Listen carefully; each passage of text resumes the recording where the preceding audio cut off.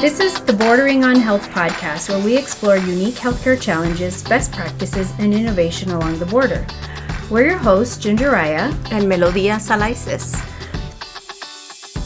Hi, this is Ginger Raya, and we are with Bordering on Health. And today we have Frantz Berthaud.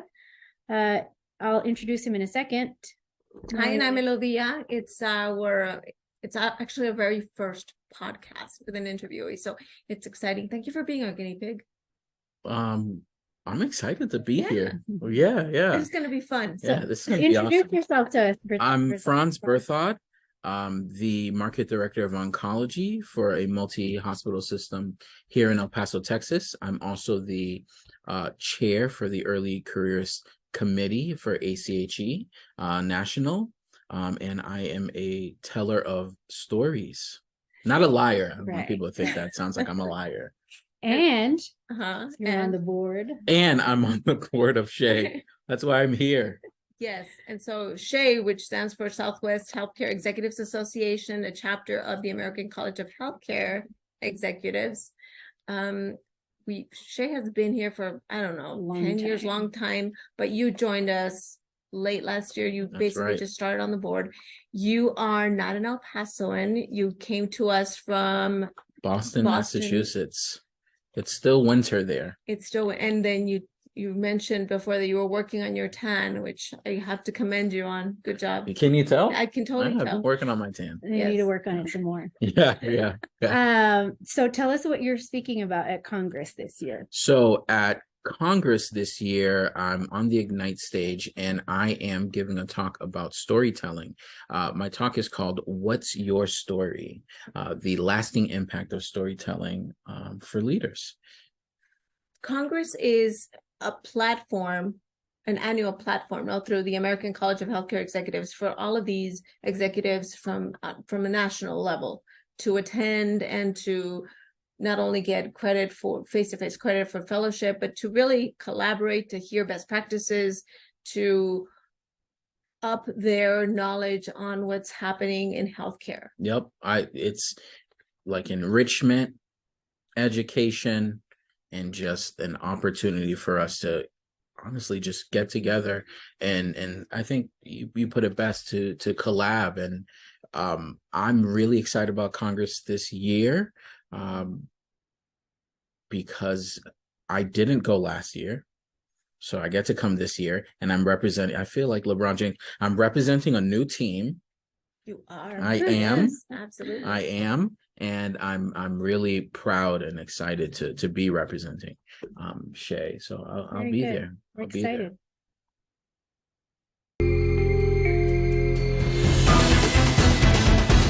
More an oversaturation of one part of the triangle, right? Of that, the emotional piece, where it's overly emotional because that had been lacking in someone's life, right? There'd been a void. So if you fill that, they're like, yes, that is the leader that I want. And we see this flexed, we see this manipulated, we see this leverage, we see this strategically used by healthcare leaders, politicians, authors, you name it, any type of leader. They know the art of persuasion. They know what Aristotle was doing. They know all of it.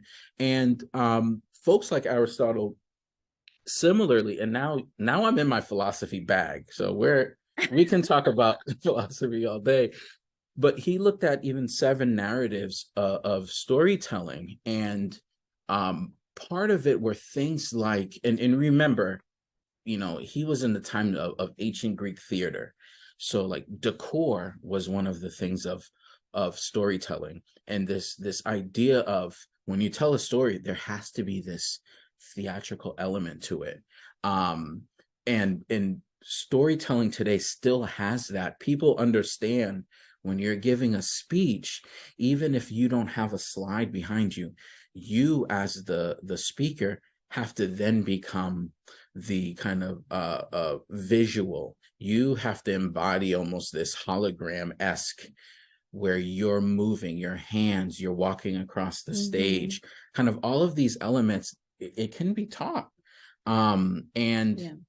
people know this, they feel it, and the audience is sitting there and they're enthralled because they're like, oh, this person is incredible. Would you refer to that as executive presence? Executive presence, right? You can call it whatever you want, but I agree that, we name it certain things, and I might want to say executive presence, but I also I try not to sometimes, only because you can have people who are not in an executive role, right, who have that ability, right? I grew up in Brooklyn, New York, and I knew people who I'm like, you might never be an executive, but you have that. Right. You have people that will follow you to do whatever you tell them to do. Right. And that type of leadership ability and storytelling is it's almost infectious. It's incredible. So then tell us about when you're speaking at Congress, when can people catch you, and what's the title of your session? Do we talk about that? So what's your story? The lasting impact of storytelling for leaders. I'm on the Ignite stage. I'm on Wednesday. Ooh, I should probably remember the time. I want to say it's at 11:40. Okay. We'll put it in the notes. Yeah, we'll put it in the notes. We'll double check that. I'm super excited about the talk because I think not only is it important for folks who might be more senior in their careers, who are like, oh yeah, I should, sharpen my storytelling skills, but folks who are earlier in their career. Again, I'm the chair for Early Careers Committee, so I care deeply about folks who are earlier in their careers, that you too can have the executive presence. You too can feel like you are poised to lead an organization, to transform it, or honestly, poised to lead a room, poised to lead a presentation, if you can develop these skills. My friends and I, we laugh about this, but if you're going to give a best man speech or something as small scale as that, we'll say, make them laugh, make them cry, drop the mic and say goodbye. And it's this idea of, can you tap into people's some really core emotions of laughter, of something really heart-wrenching or pulling at the heartstrings, then can you give them a moment that's awe-inspiring, or mic dropping, and then keeping it succinct, dropping the mic, and then you leaving, and that is kind of the box I try to hone in on for storytelling. Very good. So what are you excited about for your role under SHEA? Oh, there's so much I want to do. So in my role as the chair for communications and marketing is really to elevate us, elevate, celebrate. I think we have incredible people on our board that everyone should know about, should get to know. And I feel like it's incumbent on me to ensure that I am elevating and celebrating every single member of our board, and then in turn doing that for every single member of our membership, of our committee, of folks who are here, of our chapter, I should say, folks who are here in El Paso and then beyond. I want to ensure that those who are in New Mexico and then beyond the walls again of El Paso, but that are in our chapter, feel celebrated and elevated. What about the early careerists? And what do you envision for them with our chapter? I want them to feel and know that there is a kind of direct bridge or conduit to healthcare leadership in the region, and it's right here, and it's easily accessible, right? There isn't this glass wall, glass ceiling, or old boys club, or kind of this feeling of a place that you cannot break into. Like, we are incredibly accessible. You can reach out to us.